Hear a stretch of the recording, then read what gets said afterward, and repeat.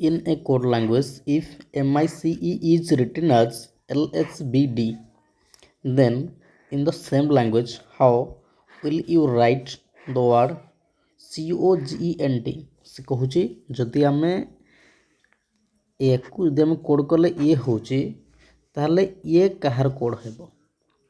Okay, ଦେଖନ୍ତୁ ଦେଖନ୍ତୁ first ଆମେ କରିବା MICE কে ଆମେ କେମିତି ଲେଖୁଛେ LHBD।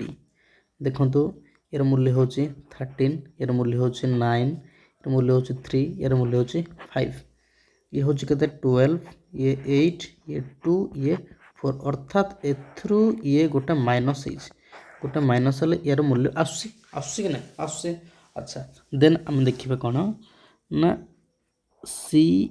COGENT मूल्य पकईदे 3, O15, G7, E5, N14, T हूँ आमर 20।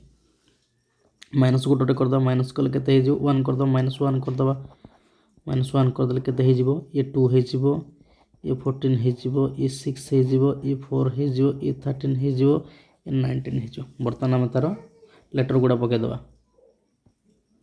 2 हूँ आमर B, 14 हूँ आमर N, 6 हूँ आमर F, 4 हूँ D, 13 हूँ आमर M, 19 हूँ S। देखो देखिए कोड अच्छे BNF DMS BNF DNS आमर ऑप्शन सी रे ही अच्छी तेणु ऑप्शन सी हूँ आमर right answer. Okay, thank you.